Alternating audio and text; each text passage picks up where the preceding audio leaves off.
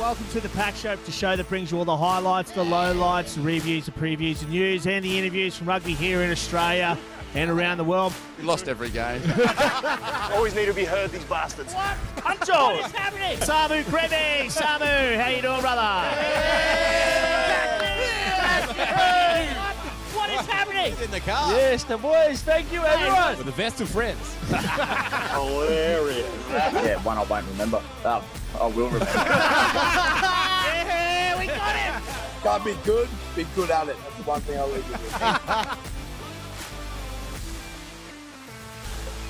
Hey-oh, and welcome to the PAC Rugby Show. That's right. It's Wednesday night at 6:30 p.m, and that can only mean one thing. We're here to delve deep into the game of rugby here in Australia and around the world. My name's Jay Ball, but I can't do it by myself. So here, joining me this evening, we have our starters, and that's right, back on deck, joining us live in studio, it's Aidan Toa, Dossie boy. Yes. Oh, and Dallin. Yes, round of applause for Doss. And that said, no team is complete without their battlers bench, and tonight it is Chockers. It is holding up the gruesome twosome themselves. You've got Big Fat Das and his pet corgi, Ryan Killswitch Freeney. Yes, the boys. How are ya? Good. I'm sweating already. Yeah. Sorry, I'm a bit off my game. I was literally You nearly did the yo-yo, mate. Yeah. It was so close. I know, yeah. I was trying to think of what I had to say because I'm just very excited because tonight is an absolutely massive night. We have two huge guests joining in this evening. Man, I am fizzing at the bunghole for this. We have joining us live from Reds HQ, Red skipper Liam Wright will be dialing in ahead of the Brumbies match this weekend, which is going to be an absolute belter. And also a late inclusion onto the run sheet. Newly announced Wallaroos Women's Player of the Year, Georgina Friedrichs, is going to be calling in as well, which is going to be absolutely massive. So we got G. Fred and Rongers calling in. G. Fred in about 15 odd minutes and Rongers in about half. So without further ado, let's just get straight into PAC news because there's been a lot to discuss. In particular, around Super Round, we saw Eddie Jones out there, and Eddie Jones has been on a bit of a media blitz of late, and announced just recently, I said on a podcast that early predictions on sort of who he sees as being the fly half to take us to the World Cup. I mean, he actually made specific mention to Quade Cooper. In particular, we'll need to have 3 10s at the World Cup. Quade could be the one of them, and the other 2 spots are wide open. He also went further than that and pretty much said he'll be the one sort of directing the boys at the World Cup. So I want to get everyone's thoughts on this. We'll start with you, Doss. We thought, why not actually make our own selection and debate a little bit in regards to who our top 3 10s in Australia are? Yeah. So I think QC is number 1. 100%. I agree also. And I think the way that he's come out and sort of vocalised his support for him, obviously Quade going through his rehab, his Achilles, is probably just a little bit more of that motivation for him to, tick every box so he's prepared. Because, Eddie's, he's been around. He's won World Cups. He understands the value of experience when you come to these big tournaments, especially in that number 10 jersey. So I think Quade's the one. And my other 2, I had young Ben Donaldson, I think is going to back him up. And Reece Hodge will end up being the 3rd. And I think young Liner will travel. And I think just because Eddie's got a 5-year plan, he'll want him to soak up everything from the World Cup leading into the 2025 Lions Series and the 27 World Cup. Man, he's just been super impressive from my point of view. I think, I look at someone like James O'Connor, who I would have had there at the start of the year. And I just think with young Liner's start to the year in those 2 games, Rab's coming off contract, knowing what Thorny's like, backing young guys who show a bit of promise. Rabs he'll still play a big part in how the Reds go this year, but I think Thorny will give Liner every opportunity this year in terms of game time. Yep. And so they're my 3. They're my 3 going to France. Dal, yours? One of the same. All right, Big Fat Das. Good input, Dal. It's good to have the starters back there. So it's Great minds think alike. It's Quade. It's Ben Donaldson. I think Ben Donaldson because he's just the next one ready to go. I think he's showed some real class and he's been consistent and he plays the way and that I think Eddie likes to play. And then I just think that third guy is going to be Reece Hodge. I think they'll take a third fly half who can play many different positions. I don't think Liner will go. I just think it's a little bit early for him. I agree with Doss. He's played really well, but he's played 2 games of footy. Correct. Let's not get too far ahead of ourselves. Wonderful talent. Kicks the ball like no one else in the country. Awesome. Yeah. Doesn't miss. You know what I mean? And that's, I think, the biggest separating factor for him at the moment over everyone else. Yeah. Is he just builds scoreboard pressure. Man, his goal kicking is just phenomenal. Awesome, mate. Straight as a nut, like Yeah. just Yeah. Big powers fat through. Das. I've gone a lot like Dawson Dowell. I've gone with Quaid, and then I went the Iceman Foley, and then Tommy Liner, because I figure we'll probably have Hodge as a backup outside back / he can play 10, and maybe Hamish Stewart if he can sneak on the team. But Tommy Liner impressed me so much. And sorry. Freeney. Big fat Big fat friends. Big Yeah, fat corgi. we can do it. I went Donaldson, Quaid, and my bolter, I went Debrasini. Jack Debrasini. Yeah, well, I you know, like- Brumbies yeah. are winning at the moment, and I like he's got a massive boot on him too. Yeah. As I do like Tane Edmed too, but you know, I'll pick 10, but I'll have 3. I've got 3. Yeah. That's my 3. I went QC Foley and Tane Edmed. I think Tane Edmed, as a 10, probably has a higher ceiling than Ben Donaldson, in my opinion. No. Long term. Wrong. No, Bring that up with how DC, mate. good is Donaldson? He's awesome. Silky. He's great. Tane Edmed's awesome too, and I think is a more genuine 10, in my opinion. I think. What would I know? Yeah, no, mate. Valid point. I think it'll come down to the coach who's in charge of the team. That everyone has their preference, how they want the game to be played, and it'll come down to the talent available. You know, if you've got a 12 and a 15 who can ball play, yeah, maybe you go with a Tane Edmed, someone who's solid. He's straight up and down. If his goal kicking improves, you know, he's the go-to there. Benny Donaldson, to me, is more a natural footy player, is more off the cuff.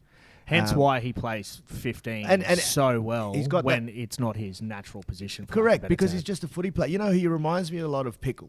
Yeah. Pickle's Yeah. just a good footy player. You put Benny Donaldson any number on his back, he'll play rugby the way it's meant to be and played. they don't look like professional athletes. Like, exactly right. Pickle especially. It's just It's so actually crazy. it's a man. good thing to have though, like a lot of options. Lolosio as well. It Like is, he's man, been and good like off It the is bench. funny that the glaring omission is Yeah. Noah Lolosio, a guy who Yeah. 12 months ago you would have been saying is a lock for almost the starting 10 position, let alone But he's been good off going the to the bench World too, in my Cup. opinion. And now it's looking like he's got to have a hell of a season just to get a ticket, Yeah, which could be a good thing. which could be Bit of awesome pressure. because it's going to push him to really chop up from there. and it'll be interesting the way to see how it sort of transpires between Debrasini and Lolosio down in Canberra. I know Bernie's a big guy. He's big around training and your standards at training. And just because you're winning, it won't, you know, if you have a few off games or whatever, it won't, because you're winning, it won't mask the fact that maybe you should be dropped if your competitor's training just as well. Yeah.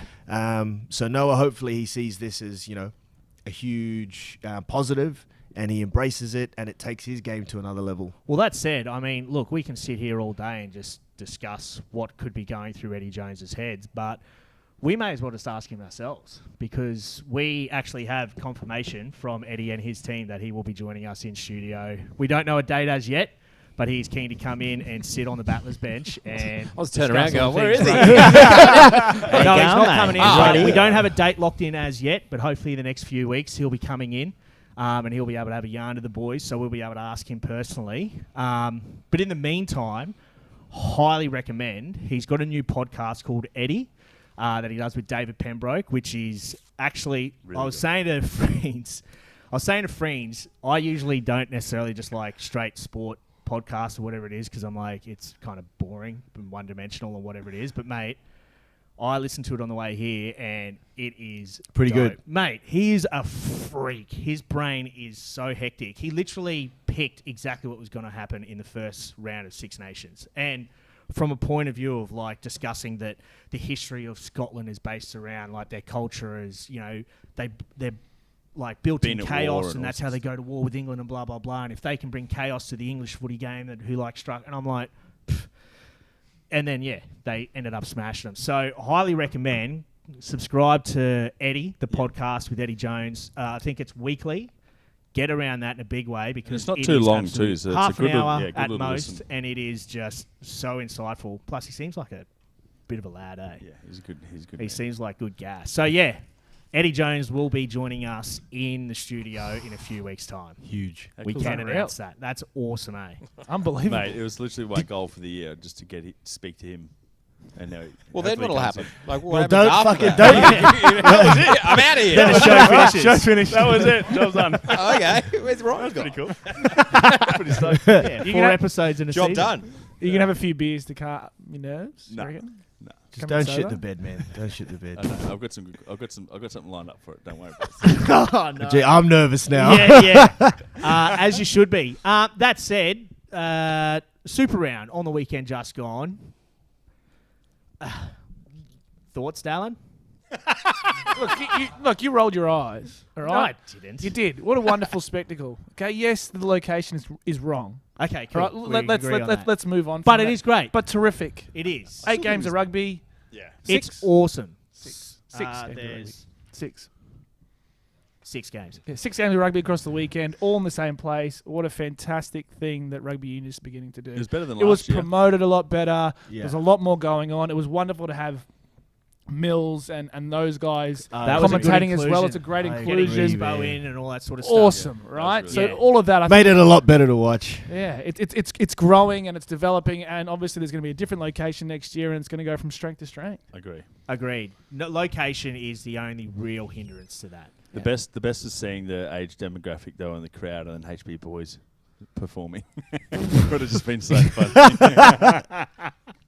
They went off when Darryl Braithwaite was there, though. That's for damn sure. 100%. And out of Super Round, we saw Artie Sarvea last night copping a 1-week ban for his... So bullshit. Well, people are saying he was doing a throat-slitting gesture. do it Das, in he the was saying haka. he was just... I thought he was all sweaty. just He wiping a was bit of just- sweat off his sweat. I usually do it, in around just under here. Yeah. But what are your thoughts on that?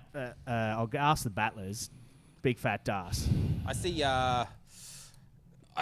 I do see the whole heat of the battle thing. He then did apologise after Directly, straight Straight after the after game as well. 15 years of being a gentleman of the sport. He did have that's a big brain explosion. Yeah. Obviously he's been given 1 week, so hasn't he? What do you reckon, friends? Cop out? I reckon it's play on. Like they do it in the haka.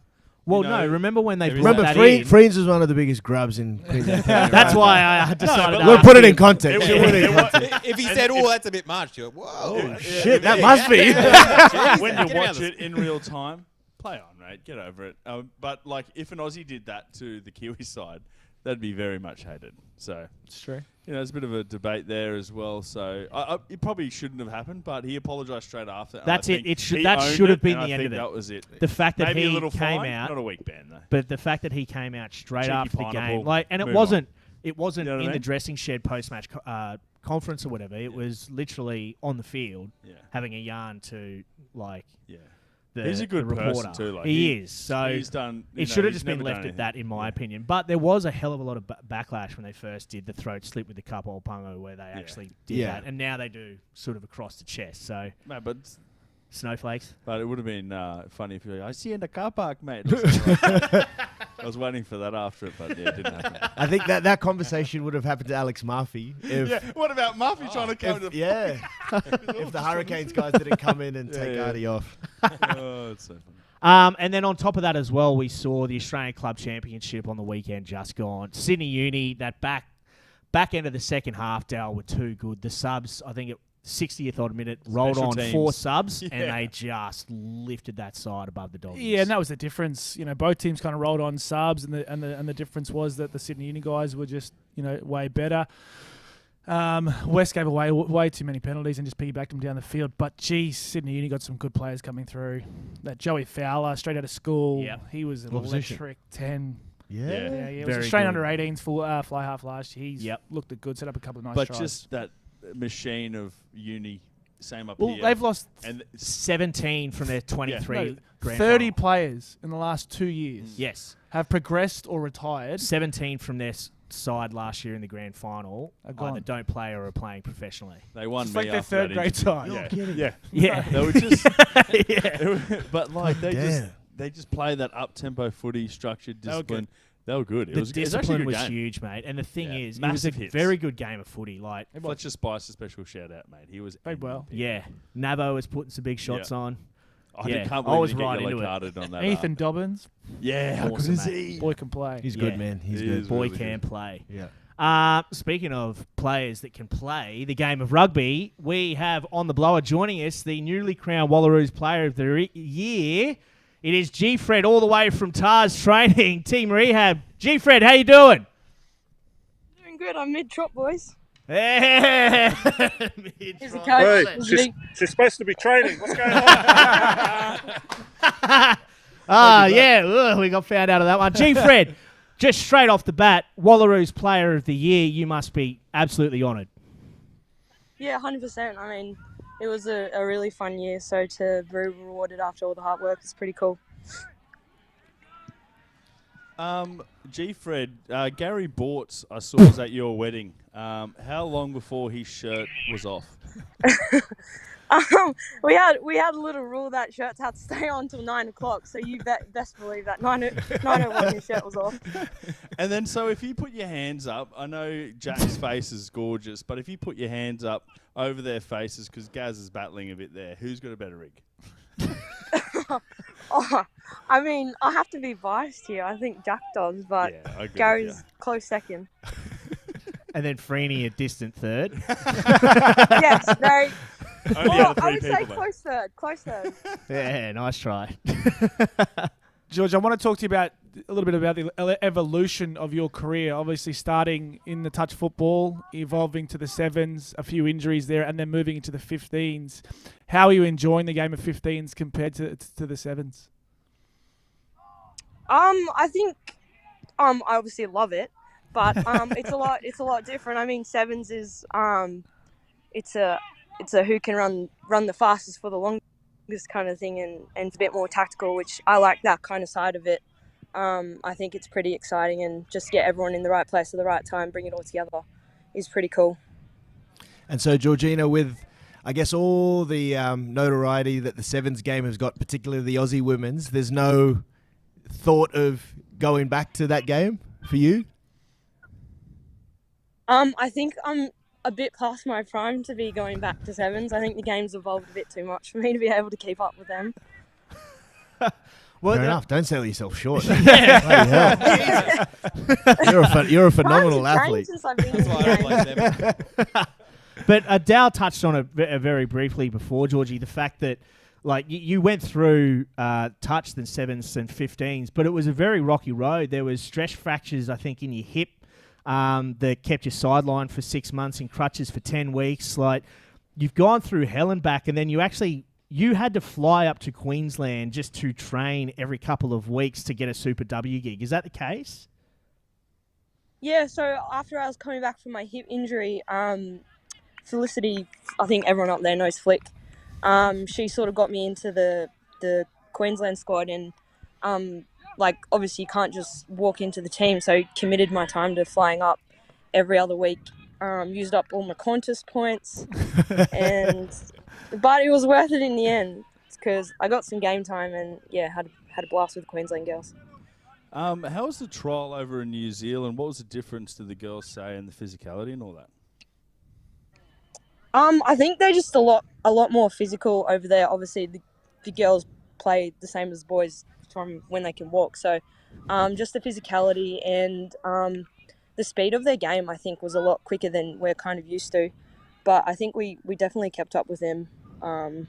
Obviously, got pipped, but no, I think we really, especially with all the young girls in our team, I was really, really proud of how we stood up to them.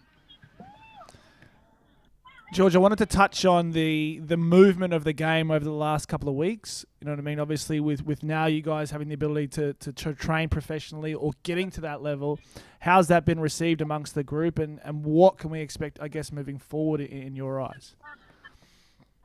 I think it's definitely a step in the right direction. I mean, I can't quit my day job yet, but it's exciting times, and I mean, we're only going forward from here. So hopefully, maybe before I retire, I'll be able to play the game full time. And being able to see, we've got, you actually made mention earlier today after winning the award, just looking back 12 months ago, how far your game has come. Once you girls are being paid, and we've seen it over in England and New Zealand, obviously that should elevate it when you just look at Laurie Kramer, Bella McKenzie going over to the UK. That'll really be a shot in the arm to help not just yourself, but, the rest of the girls really progress from there, yeah? Oh, 100%. I mean, you look at that quarterfinal against England that we played, and I mean, we were completely amateur athletes, and they were full-time professionals, and we really put our hand up to put our foot in the door, and I think that's just the start of it. So I can't wait to see the potential that we have to, be on a level playing field with them and see what we can do. Who's a player to watch this year? New girl that's not on anyone's radar sort of yet. Who are you thinking would be a good player to watch? I love that you had to look out to the training paddock to see. You're like, I don't know. We have a young girl by the name of Caitlin Holtz, and she's just a raw talent player. And like when she gets some experience in the game, she's going to be pretty special to watch, I think. And she's only 16 as well. Whoa! Wow, Loose. How cool! She's got sick. the biggest boot in Australia, I reckon. Girl can kick a ball. Good to know. Nice. We're going to hold you to that. G. Fred, Big Fat Das has a question for you. Something that J-Ball kind of touched on. A couple of girls have gone over to England? Did that ever entice you, or was the weather just too terrible over in England? I do love the summer sun in Australia, so it would have been hard to convince me to go. But no, I had some important things back here that I had to attend to first. So maybe next year, I don't know.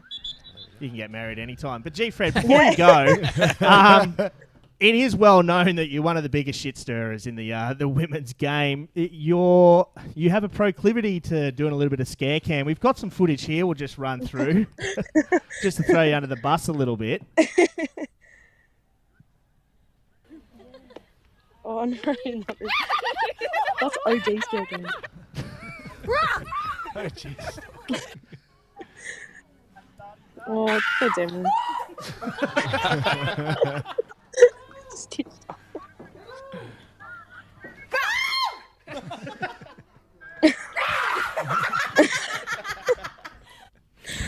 Oh, no.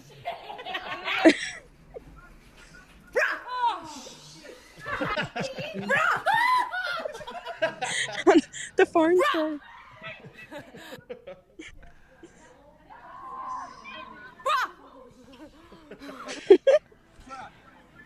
Look at you going. Boy. So who's next to be coming victim? So you clearly revel on being a bit of a pest.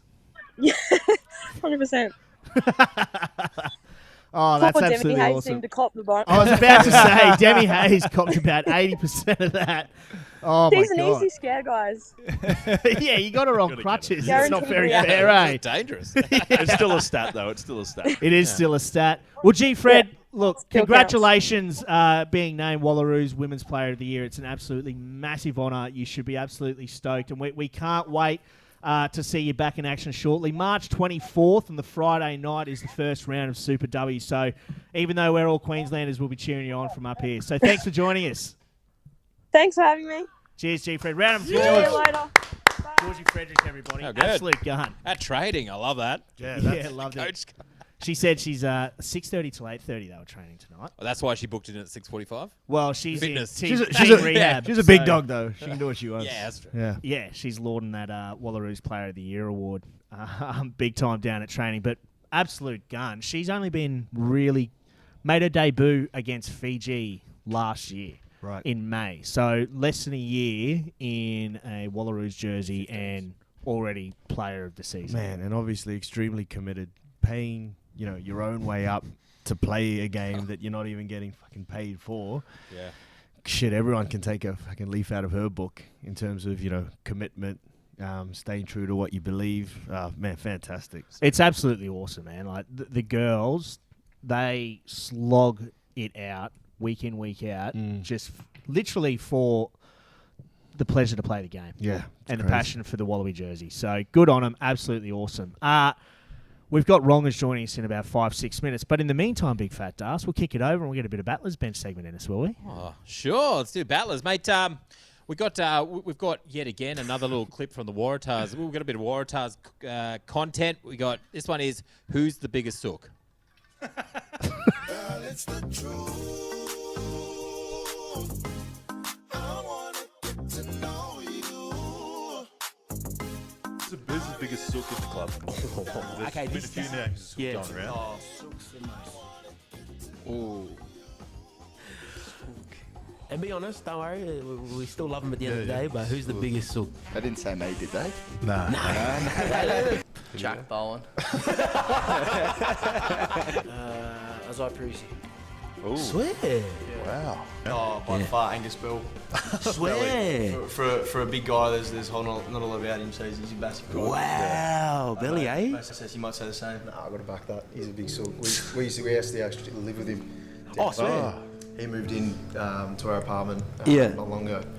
And, He didn't was last the biggest long. sook. Yeah, he didn't last long. So he moved out, went home with mummy again. Oh, Belly, eh? Belly, man. He couldn't handle it. Wow. Does he just wear that moon boot when he gets in here, or? Because I've seen him out and about. Anything to get him out of training, so Yeah, he's hearing this, hopefully he pulls his head in. Maybe Tolu Latu and Talin yourself. I reckon they said belly. Yeah, they would have said belly for sure. Do you guys agree? Tate Edwards a bit of a sook. Yeah. I reckon they said belly. Yeah, they would have said belly, but what do you think, mate? Who do you think? I reckon Tane. Tane. I reckon Tane. Okay, and why? Why do you think it's him? He's just, if things don't go his way, especially out when we're goal kicking or kicking, if he doesn't have enough balls, it's, coming in as the young boy and sort of below him, he's, if I've got more balls than him or got one too many, he's taking it straight back off me. Wow. How good. Yeah, that's fair. Yeah. Probably say belly or Tane. Yeah. Oh. Jack Bowen and why? Jack Bowen 100%. Every time we play the game, that's got any sort of competitive spirit. He cheats, first of all, and then when he doesn't get it right, he sooks and carries on. And I'll throw Harry Wilson's name in there as well. That's what I was going to say. I was going to say Wilso for sure. Yep. Yeah. He's always chirping. He's always got something to say, but when something's wrong, when he does something wrong, he just can't cop it. Yeah. So would you say those two are the biggest pests as well on the field?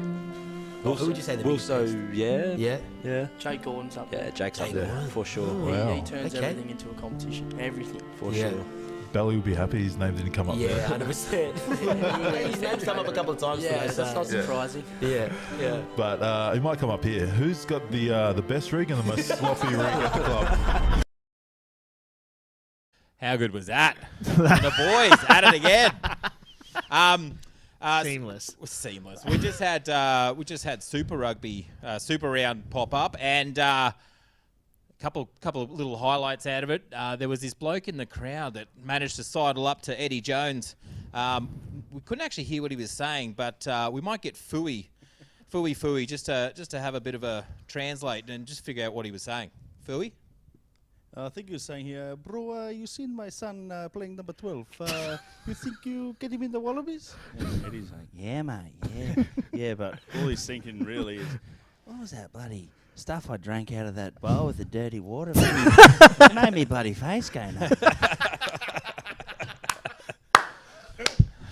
This is good stuff. We don't need Eddie on the show. We don't need it. And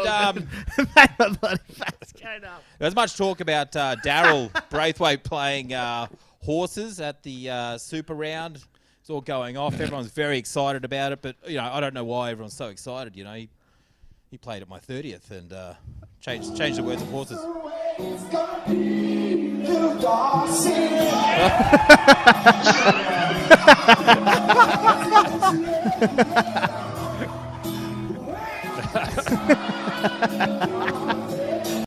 if I could remember any of that day, I'd tell you more. You know, the good thing is we can't even see. We just can hear his voice, or we can't see it. So pixelated, it was that old.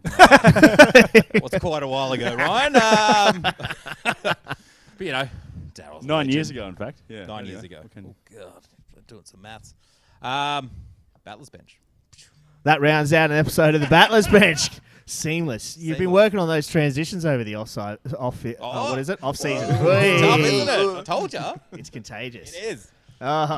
Speaking of contagious, we've got joining us all the way from Reds HQ.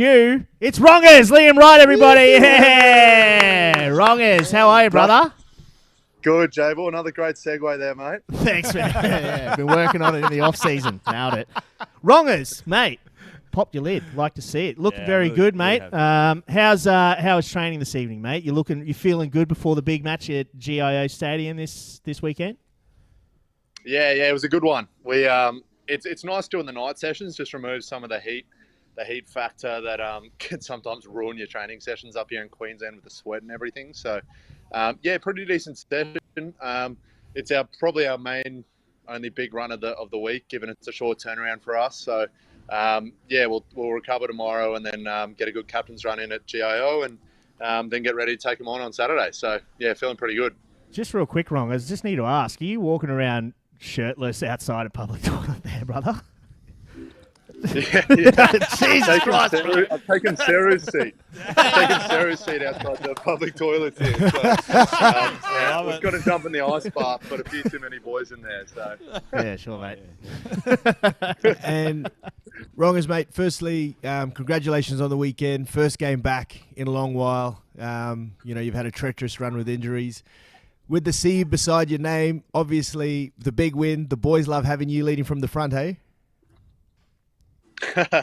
Yeah, I don't think I can claim sort of any of that, but it was great to be out there with the fellas. So, picked up a little for the first time probably 2 or 3 years. The body's been feeling great, and then picked up a little head knock. So, you couldn't script that, but great to be out there. Good to get 80 minutes.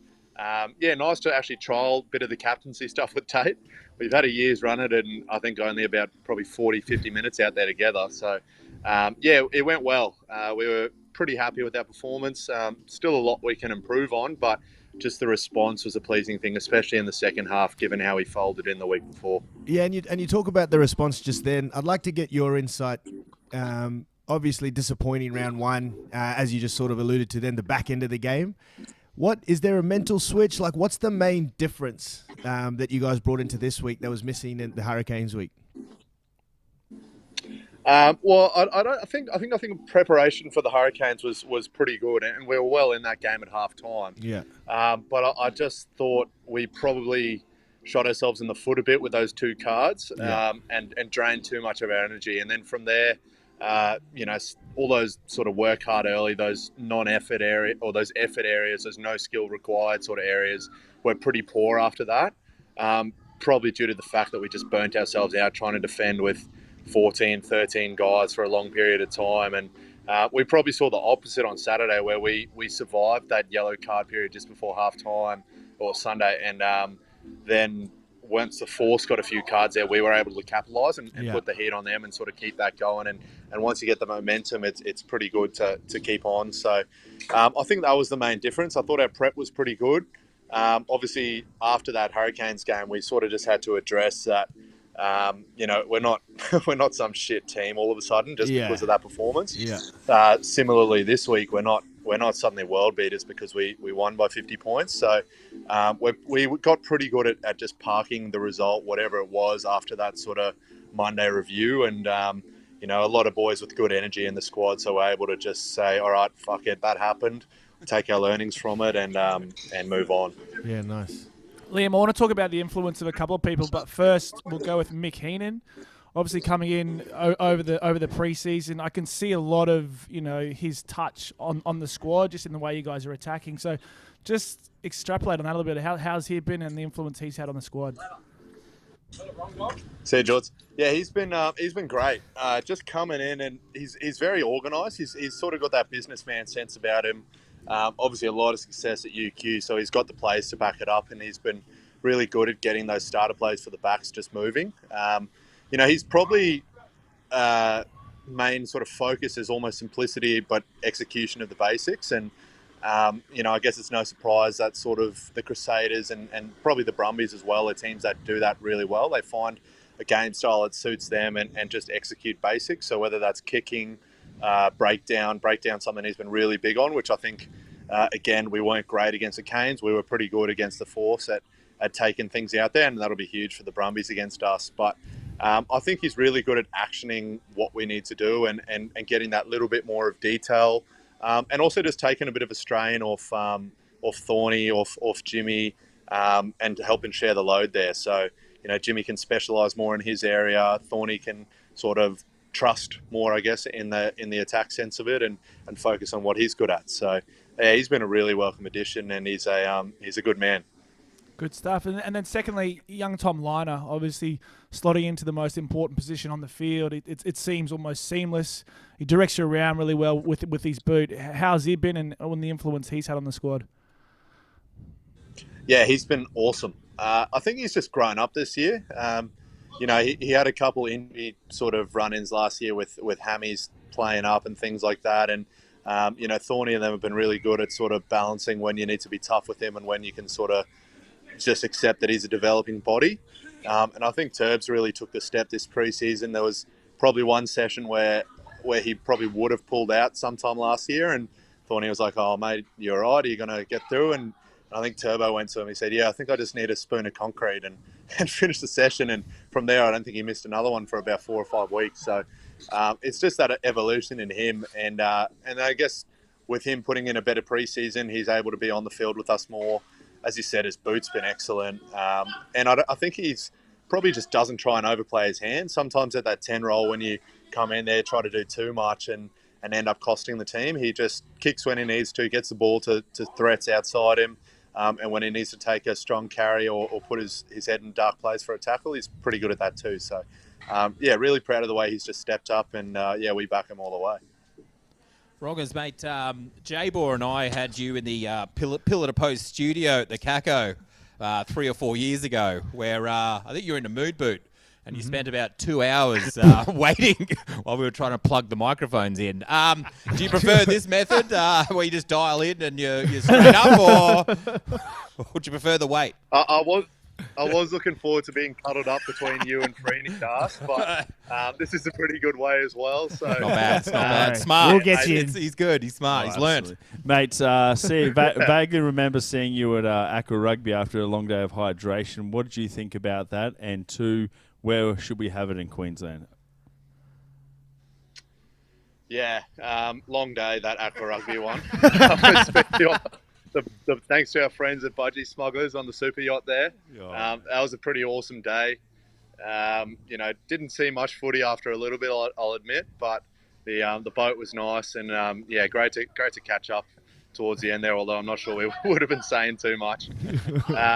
Geez, where to have it in Brizzy? I think Brizzy River's probably a bit of a stretch. There'll be too many in that. You'd have to think somewhere on the Goldie. I'm not really a Gold Coast local, but somewhere on the Goldie there. I think Zane Nongal owns most of the Gold Coast, so he can It's a good concept, though. Good concept. We're going to get it up. Yeah, great concept. Awesome initiative, and I think just getting more types of footy out there is always fun. Well, Rongers, I just want to ask you, mate, because you touched on it before. You've had a pretty horrible run with injuries the last couple of years, and it has really stymied your career, for lack of a better term. You're someone who, funnily enough, actually played for Australia against the Barbarians before you made your Super Rugby debut, and then had a pretty meteoric rise and culminating in 5 tests in 2019. Obviously, that you haven't really been able to add to that because of the pandemic and injuries and so on. But in the back of your mind, you said you're feeling good. You've copped that head knock, but the body's doing well. I mean, outside of the Reds doing well this year, is a ticket to France in September that goal you're really chasing to get back into that Wallaby Gold? Yeah, 100%. Like you said, bit of a tough run the last few years. Just last year was tough, just back to back, sort of bit of just a rogue run, doing an ankle in the warm-up before a game, coming down from a line-out, done that a million times and, never copped anything. And that's on the back of already missing the first 5 weeks with a a shoulder, and then come back from that ankle, and then last a good 30 minutes. And just before the end of full time, the shoulder goes again. And that last quarterfinal against the Crusaders was pretty much playing on one arm. A lot of injections during the week, just trying to get it through. And but I think that was probably a blessing in disguise, to be honest, having to get that shoulder redone, knowing it was going to be a long sort of layoff, and obviously miss club rugby, any chance at sort of any Wallabies things at the end of the year. That Japan and the Challenger Series was frustrating, but it was the best way to build my body back into something that could do something this year. And that was, again, the whole reason why I re-signed. Obviously, I wanted to re-sign with the Reds, but the sort of flexi deal that they gave me was so that I had a chance to earn a ticket to France. The win-win is that, like, this year I just want to play footy. I'm sort of a player that thrives on putting consistent performances out there. I might not be the sort of huge game breaker that your Sully and your Nella and guys like that, but I think I put consistent performances in week to week, and for me that means I have to be on the field to do it, and I have to be playing footy. So yeah, I guess the positive is that, like, the last 2 years have really made me realize, I love this stuff, like, the grind of getting back out there, and I'm really excited to put some back-to-back games in. It's been a bit of a struggle, just sort of having the odd one here and there, and then injuries sort of separating it. So I'm looking forward to getting back into the grind of having to put 80 out every week and trying to stay consistent and play well, and for the team to do well. And my eyes are firmly set on trying to get a ticket to France at the end of the year. But the beauty of what happens is that's not really in my hands. Fresh coach, which is great for me and a lot of the Queenslanders. And if not, then I've got that ability to chase a contract elsewhere for about 5 months at the end of the year, play some more footy, get some different experiences and different coaching under my belt, and come back to Queensland with that new stuff again next year, and keep pushing for that Wallaby gold, because that's what I want. Yeah. Well, mate, you bloody sold me, mate. You're in. If only I could just talk my way, Hey, Wrongers, mate, I want to go back a little bit. You talked about how difficult the last 2 years, particularly the last 12 months, as someone who went through a lot of injuries in my early part of my career as well. Was there anything you did differently this preseason, more mentally, to really strengthen your resolve when coming back? Because I know when my first few games coming back from back-to-back ACLs, all I was thinking about was not hurting myself when I was on the field, and it was hard to concentrate on the actual rugby, and it can be a real hindrance at times. You seem like you're in a really good space, but was there anything that you did differently leading up to this season, particularly on that mental side? Oh, mate, I think just probably, like you say, Dos, it's thinking about the injuries is tough, and I think the timing probably worked out pretty well for me, because coming back from the shoulder, it sort of came back into being able to, like, I probably would have been fully fit to play early December. And for us, that worked into the start of preseason. But Thorny and the coaches and Gina and the medical staff were great in that they didn't just try and rush me back for that. They sort of said, righto, we can have you pretty much ready to play at the start of December, and then and that gives us a whole preseason to work on it.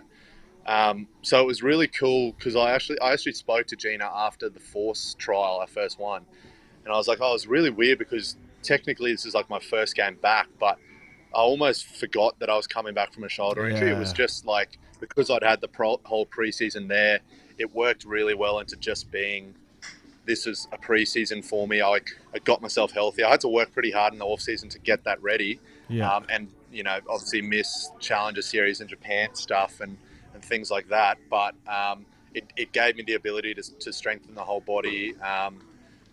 And obviously being a sort of an upper body injury as opposed to a lower body injury, which I've had plenty of the last few years, got to actually sort of strengthen my base a bit, work on the legs and the footwork with Marshy. I'm sure you did a bit of that too, Dos. Yeah.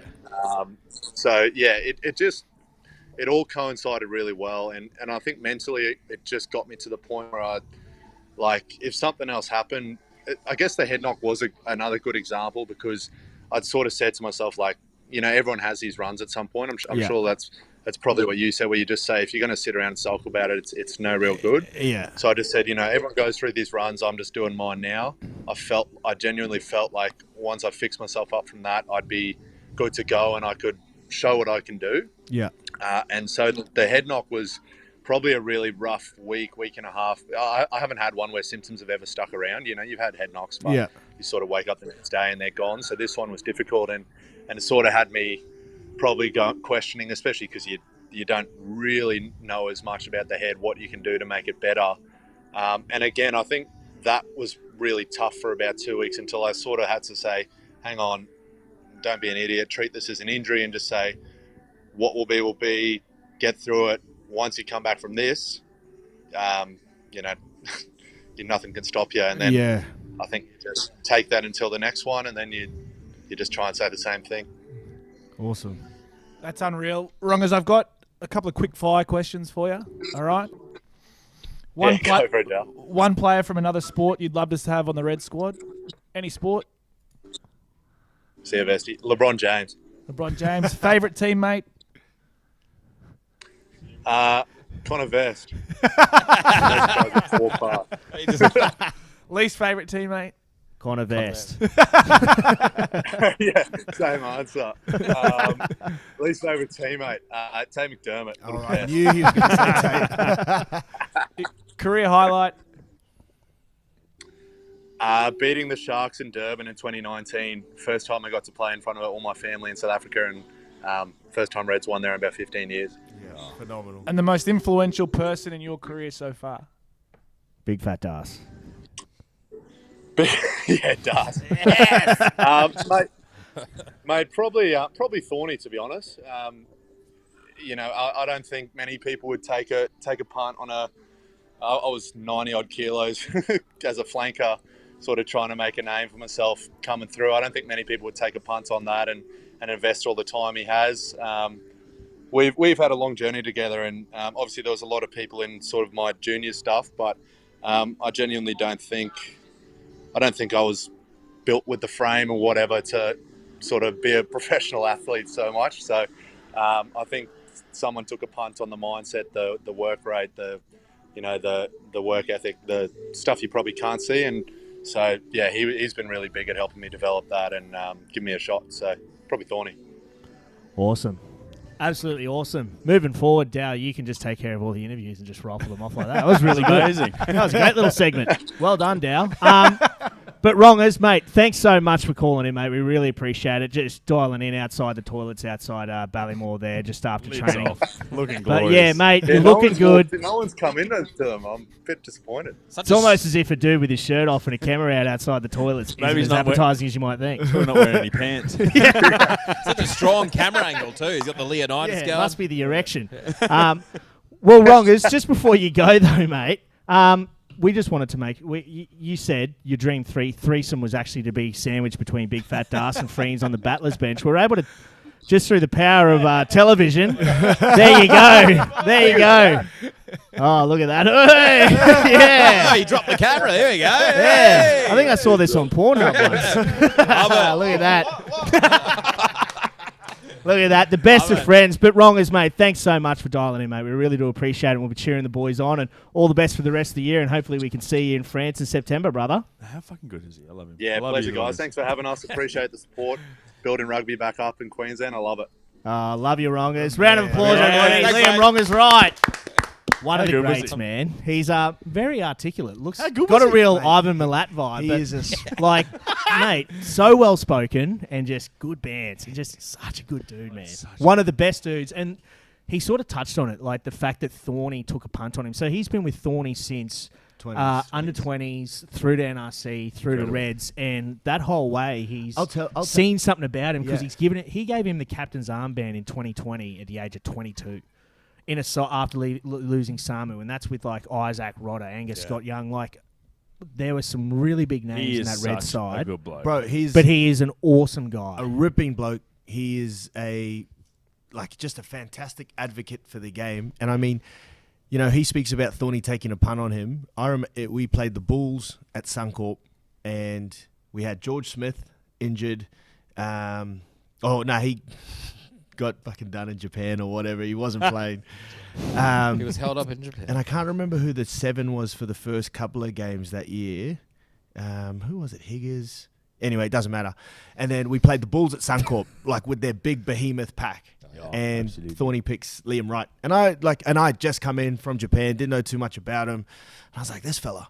Built like a 12-year-old vegetarian. Mate, it was 90 kilos. We got through the game, and Rongers was in fucking absolutely everything. And I was just like, man, who is this guy? And it reminded me so much of Liam Gill's debut in 2011 against the Chiefs. Like just the standard, just this young guy mixing it with men. I think, when Gilly debuted, he was against Liam Messam.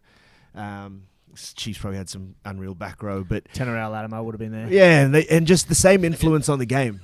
And he was just phenomenal. And it's no surprise to see him, where he is. Had a tough couple of years, but mate, he's got a good head on those shoulders, and I'm sure he'll be right in the conversation come September. Opportunity is always down at East. He's always and doing yeah, something. He was 100%, when we first man. did make.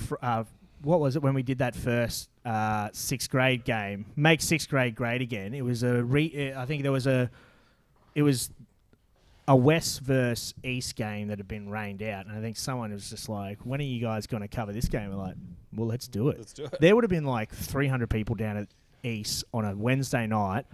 I think the game was finished with a penalty kicked by a 45-year-old smoker from right in front with a penalty. All the points were scored in the first half, bar this kick at goal. Yeah. I think he had a shot at goal with 2 minutes to go, about 22 metres out, and missed it. And then he got one 5 metres out and kicked it. And it was going off. Tigerland was going off, and Rongers was right in the middle of it. Mate, he is the man. Yeah. And he will always be he'll always be the first man to put his hand up to play for the Tigers. 100%. Mate, that 2020 season, the 6th grade games on Friday night, or there was some games even kicking off Thursday after training. Mate, and Rongers would be there. As he said, he'd just been named captain of the Red Squad that year. And he's running water for 6th grade. And, mate, just a phenomenal human, man. The man. I think he saw how maybe last week that Rob Leota was in the car with the lads. He tried to up it. Sitting outside the toilets, right? Shirt off. Mate. What's going to be next week, right? Just one up it, mate. He looked good. Who knows? He's looking good, man. Yeah. He's looking Shoulder juicy. looks fine. Looks great. Looks great. And in a good headspace as well. Yeah. Bloody oath, man. He is the man. We all love Rongers. All right. Now it's time for some tips. So, after round 1... Funnily enough, the Battlers were up 1-0 over the Starters. Easy peasy. So after the results just gone, you all backed the Satyrs over the Landers. You jagged that one. You all both backed the Rebels over the Canes. Canes getting up 39-33. So Rebels just beating the spread against the Canes there. This time around, Moana versus the Chiefs, 52-29 in favour of the Chiefs. That one goes to the Starters. You guys back Moana. The Drua got smoked by the Tars, and the Battlers picked the Tars on that one. Battlers, again, picking the Brumbies over the Blues. Dow, come on, man. Not doing too well. But then the Reds absolutely smashing the Force. For some reason, the Battlers thought the Force was going to get up for that one. We're just trying to be after round 2, that's a draw. So, but you're both going, I was talking to Zach beforehand, betting against the line, and you both went 4 from 6. That's pretty bloody good, all things considered. But that still means that the Battlers are on top going into round 3. So losers! Dal is fuming. You don't win premierships in February. We just did. That is all I have to say. Well, while we are, you guys all right, well, now let's look forward to this weekend. So the Battlers have already got their tips in. The Starters, seeing as you guys are obviously here for the first time together, we thought we'll let you guys let us know, and you can have a little bit of spitball as to why you might be choosing one team over the other. But Chiefs playing host to the Landers. Chiefs are 22.5-point favourites. Have to go the Chiefs. Have to go the Chiefs. Yeah. Yep. They're just playing exceptional footy, and the Highlanders are awful at the moment. They are dreadful. Who's their coach at the moment? I don't know. They're coaching themselves. Don't know if he might be there for a while. I'm 80% sure that's true. Yeah, ask us next week. Might be someone else. You guys are going the Chiefs as well, aren't you? Mate, all right, Rebels versus the Tars. Rebels are actually 8.5-point underdogs at home against the Tars. So it's in Melbourne. It's in Melbourne. I like the Tars, man. Me too. Going the Tars? Yep. All right. They went the Rebels. Rebels. So there's a little point of They difference. did I well like against this. the Hurricanes. This is They came nice. back. And we're On the- actually on the taking note scoreboard. of this as No, well. but they The scoreboard was fine. They're getting fucking It doesn't dusted matter, at the mate. start. Can you not argue Yeah, with but they us? came Yeah, back. okay, They sorry, showed yeah. character. Don't provoke They it, but showed don't argue. character. Sorry. Don't provoke. All right, at home, the Drua are 22.5 point underdogs to the Satyrs. Dow, at the start of the season, you said the Drua were going to undefeated at home. My Drua. Yeah, my Drua. Oi! Yes. Yeah, I'm gonna back 22.5 points. Yeah. Yeah. Where is it? Suva? It's in Fiji. Yeah. Yeah. Somewhere Well, in it's not going to Fiji. be anywhere else. Lautoka. Okay. Yeah, Oh, I'm backing them. Does that make a difference if it's in Suva or Lautoka? No, I was just Big curious. time. Altitude. Big time. Altitude. All right, the Battlers are going, the Drua as well. 22.5 points. Yeah. It's probably going to be pissing down rain. What are you guys thinking? No, they went the I think I Drua as drew well. it. What do you Dos I hasn't been here misheard. for a while, I boys. misheard. Chirping us. I misheard. Yeah. Too many big You guys nights are a at bit Townsville, nervous, bro. though. Oh, yeah. My soul's still there. Canes playing host to the Blues. Blues are 3.5 point favourites. Oh, God. Without Artie Sarveya. You're going Canes. No, going the Blues. Oh, yeah. Blues. What do you reckon? Blues. Yeah, I thought I'm open Blues. for discussion. Yeah, I was going to blue. Yeah, blue I'm Blues. saying without Artie. Yeah. Yeah. The Blues 3.5 are points. phenomenal this Such a year, good mate. side, Like, yeah. they are so good. And we're so disappointed after last week's game. They played pretty terribly. Their discipline was shocking. Big Red Robinson after the game on the panel, you could see he was Fuming. He's like, yeah, I'm a big jolly guy, cracking jokes with Drew Mitchell, and you could just see he was steaming, filthy, mate. Just like, yeah, stop cracking jokes, and I'm a redhead. I'm not happy right now. Nor should they be. The Brumbies 5.5 point favourites at home. Who did Give you it guys take? 5.5 Blues. points. No, We're cut that. the Blues. Oh, yeah, Brumbies Sorry, versus the mate. Reds. Actually, Dal, I want you to make your you're choices. on fire tonight. Can you run this? Brumbies at home, 5.5 point favourites. Mate, I know you're over loyal to the Reds. Reds, but I can't see them going Bet more with than your 5 head, man. points to the Brumbies. Okay, Brumbies. Yeah. Brumbies at GR. Brumbies, yeah, we're going Brumbies too. Yeah, all Oh, right, should and we just then go Force Reds are too? 6.5. The Force are 6.5 point favourites at home over Moana Pacifica. Off a big loss. I'm going Moana. Yeah. Oh, we're all going Moana. So Are you guys do going wanna go Moana there? as Yeah. well?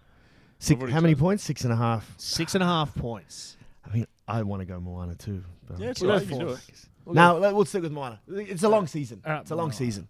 Yeah, Moana will beat them. All right, so you guys are all betting along the same line, except the difference being the Battlers think the Rebels can beat the spread down there in Melbourne. That's good. Yeah, against the all right, Tars. so we'll pull one back this week against Yeah. them. Oh, Sweet. there you go.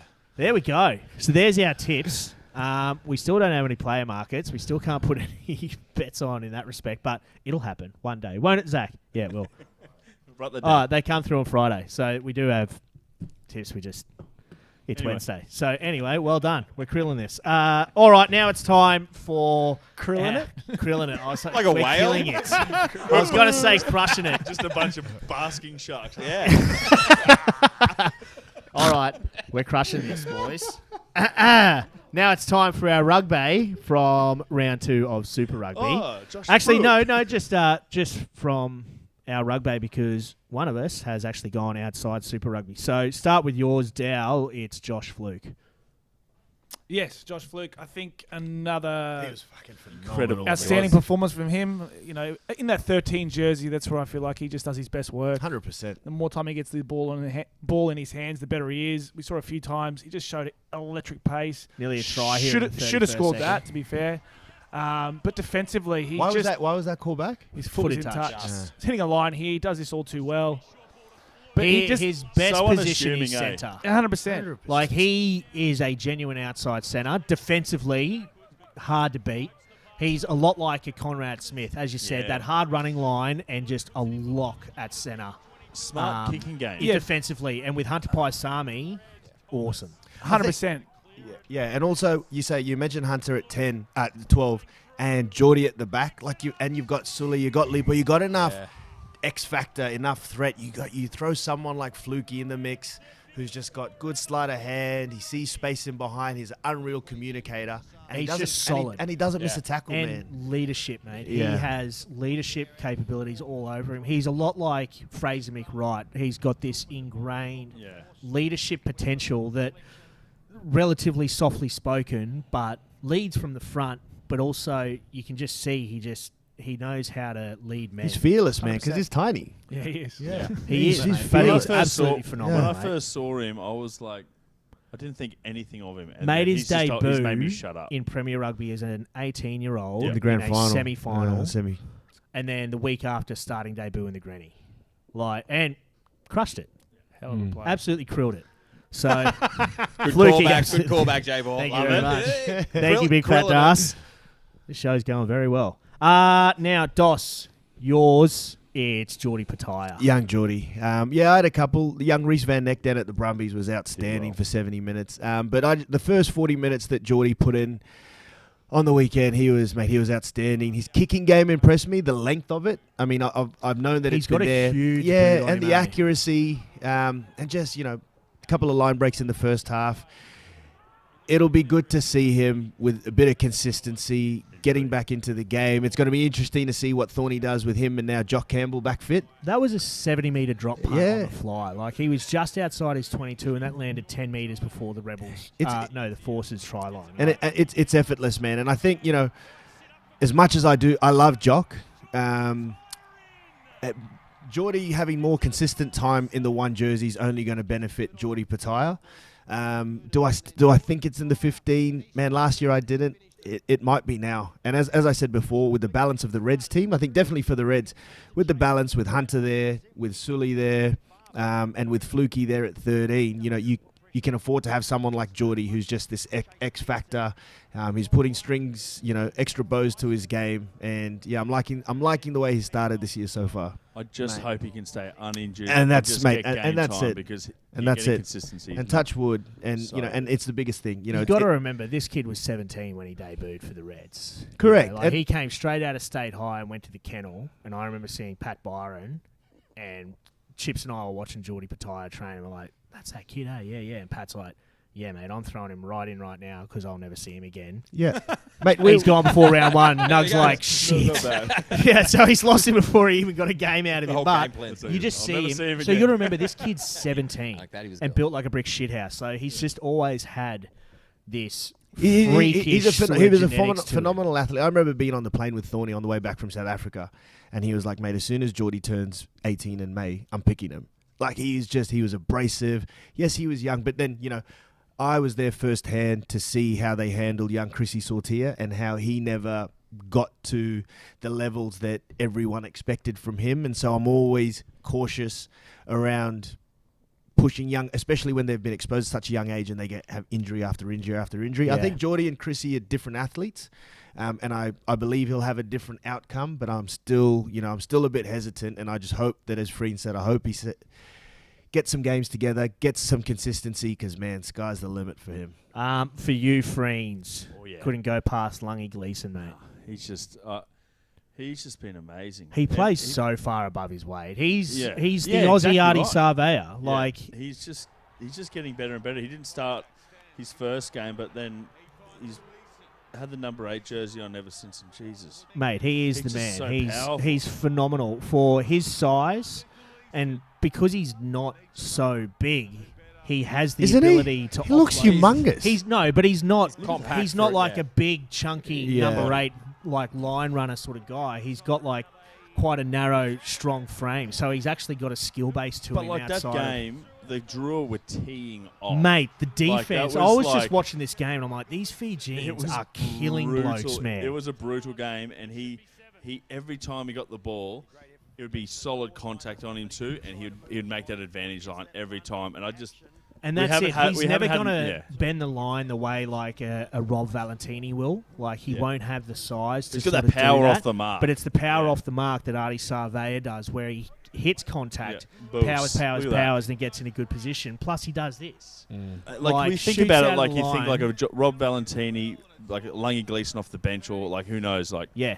it's a good headache to have for Australia. It is a fantastic headache to have when you've got guys. Michael Hooper's still running around. He's only 30-odd years old. Then you've got Lungy Gleeson, Rob Valentini. You've got Rob Kemeny Leota, down and Rob Harry Leota, Wilson. Harry Wilson, Wilson. Fraser McWright, Wrongers. Luke Reamer, like Tom Wrongers. Hooper at the Brumbies is awesome. Like, we have Pete just Samu. absolute. Yeah, Oh, forgot, yeah, forgot about Samu. like it is an awesome problem to very have, man, It's so and it is so good to see Lungy Gleeson step it up. Like, his first game for the Wallabies, I think, was that Wales game at Principality, and he did the same thing he sort of did there. Like, a kick was put in, and he sprinted his guts out just to annihilate whoever caught it, and he folded him. Yep. Like, he's fearless, mate. Yeah. Absolutely fearless. Big Fat Das, your rugby, Tom Liner. Tommy Liner, mate. I just like his. He's 2 games in. I just like his composure. He's kicking, and especially his conversions and his penalty. Even his D here. He's a young little bloke. He's not flashy. He knows what his job is, and he just does those things extremely well. Look at that. Like, if you compare his kicking compared to O'Connor's, like, he's getting another 10, 15 metres on O'Connor. It's just Northern Hemisphere kicking. That's it. Just so fluid. I just love his and his trajectory. For me, I don't want to. Obviously, don't want to. I've already put him in my World Cup squad, but I don't want to. I don't overdo it, but mate, I just love already his composure, and it's just going to get better. And he's got all the flash outside him, so just let him play his game. Could be the 10 the Reds need to just someone who will just distribute and then work on field position. Get your Hunter Paisamis and your Jordan Patai's and Sully Wallaroos in a good position. Yeah. Get them in the right end of the field and let them do the crazy stuff. Yeah. And let him just dictate play. And I think, was it you saying before, Del, he doesn't overplay his hand. He just goes about his business, and it's absolutely sublime. And I think the crucial thing with Tommy Liner moving forward, and, you know, depending on whether Thorny stays on after this year or whoever takes care of the Reds and whether he's still there, you know, Eddie came out this week, and it was something around, you know, young 10s, and, you know, they're going to lose games. They're going to have mistakes, but, you know, you have to stick with them. You know, and Dal's been in the game a while. There's been too many young 10s thrown into fire. Yes, they don't perform as well, and then they just come under scrutiny from everyone, and then coaches feel pressure, and they're dropped, and then they're gone into the abyss, and we never see them reach their potential. But you know, every time you see a young guy come in, you know they're gonna. You know, they're not going to be. I mean, he's been super composed, but you know they're not going to win games. They're going to have so many mistakes in them. But you just want to see that little something that's like, he's worth persisting with. And progressions and in man, the right and I direction. tell you what, it was that Hurricanes game, that ball on the deck, and he's come back one hand, scooped Oh it mate, up, how sick was that, eh? evaded a couple of guys, and it's like, man, this guy's got skills, and he is worth sticking with through the next couple of years. Yes, he might have some howlers, but it'll for Australian rugby and for the Queensland Reds in the long term, man, he's going special. I think this is just me personally. I think I would love to see Hino take over from Thorny next year. Nothing against Thorny, but I think Hino. You look at Hino's track record, right? 12 years, 10 finals, won 6 of them. But his track record as a coach is. Wrong has sort of touched on it, his simplicity, but getting the basics right and standards. But if you just look at the sides he's always had, look at the fly halves he's had. Just these sort of good skill base generals, you know, a Brick Twydale, James Dalgleish, these guys, just these little honkies who just go out there and just sort of dictate a game without overplaying their hand.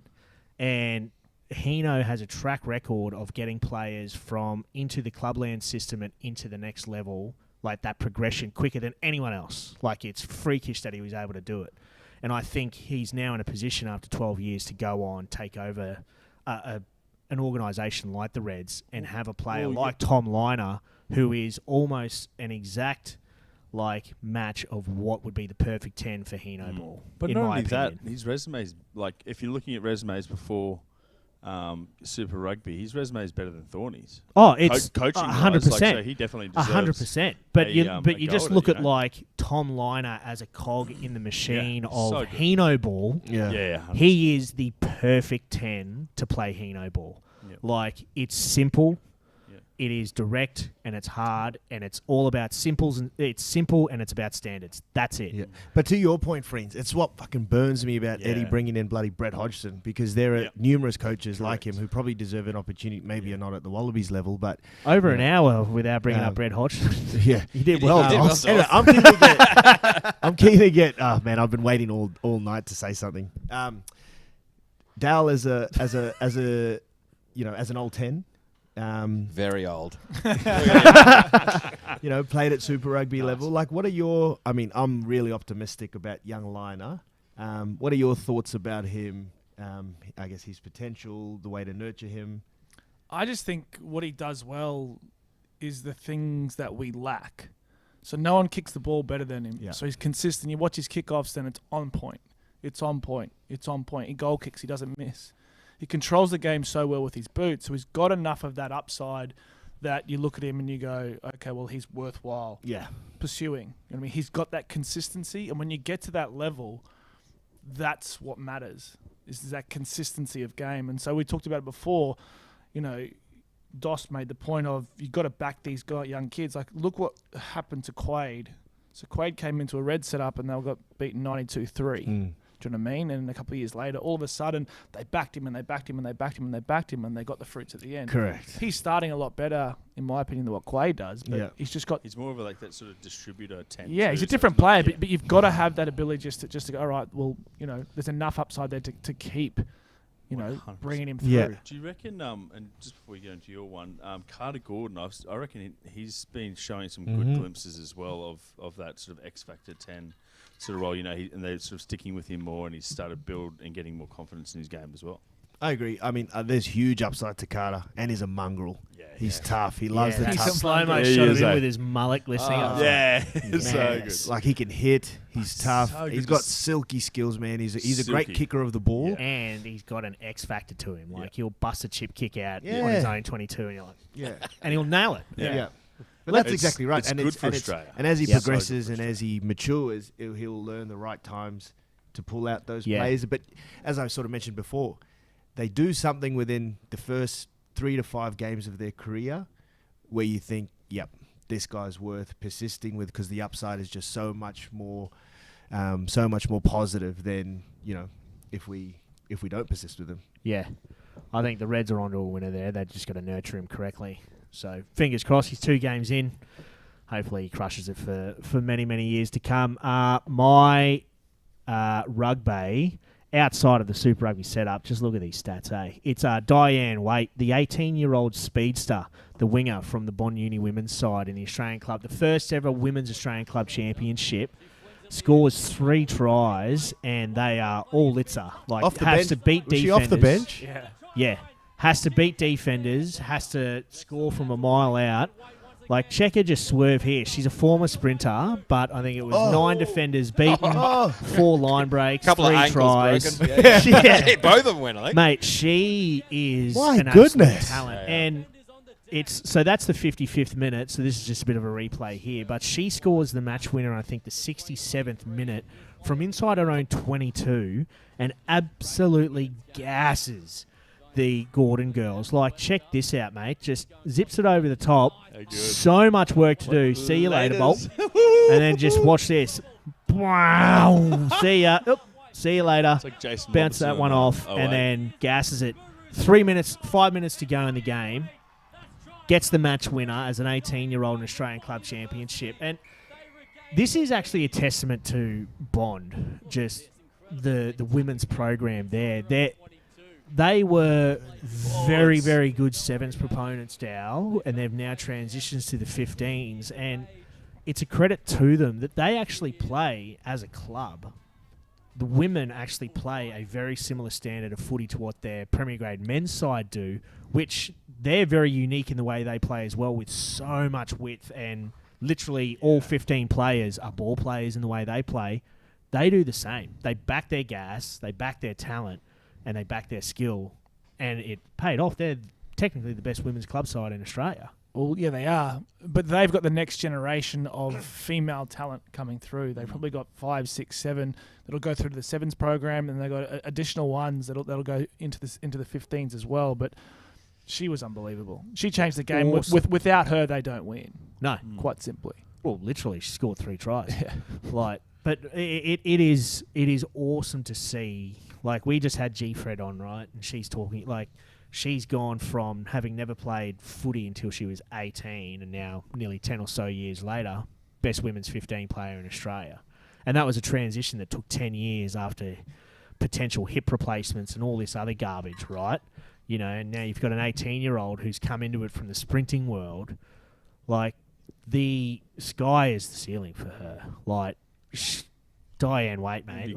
It'd be good if they can, speed up getting it more professional for the women's and just keeping these women in the sport so they don't go to league. And I don't know, I reckon with there's a lot of good sevens programs at the moment, but they should sort of work together with the 15s a bit more. I think with there's a lot of good girls in the Queensland sevens setup that could be used in the 15s as well. It'd be good if they could.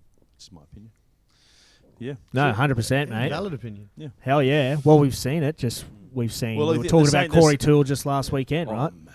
You know, like there is a synergy between the two games, and there is an opportunity to go back and forth if done correctly. Yeah, absolutely. So, yeah, mate, it's going to be pretty exciting to see Diane Wade in the future, mate. She's going to be an absolute gun. All right, well, that rounds out this week's episode of the PAC Rugby Show. Before we go anywhere, I just want to give a bit of a shout out to a mate of ours from the kennel, Robbie Gregg. He was the manager for mine and Chips and Morgan Gassman's third grade side a couple of years ago. Hardest working manager you'll ever meet.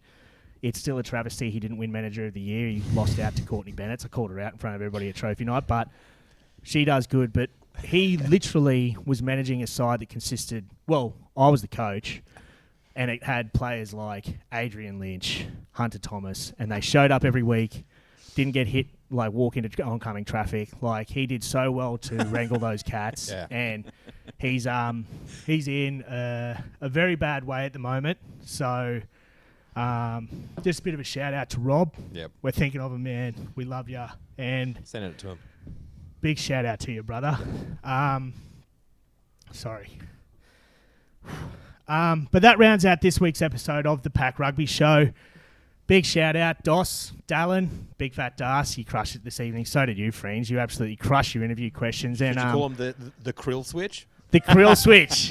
Yes, the krill switch absolutely krilled it. And, of course, we couldn't do any of this without DoubleTake Studios. Zachy Boy on the ones and twos in particular. Like, look, we sit here and we just talk shit in front of the camera for an hour or so. Literally that. Like, that's the caliber of people he's having to deal with, and every week just absolutely crushes it. So, yeah. Big shout out to Zachy Boy on the ones and twos. But in the meantime, stay safe, enjoy the footy, and we'll see you next week. Ciao.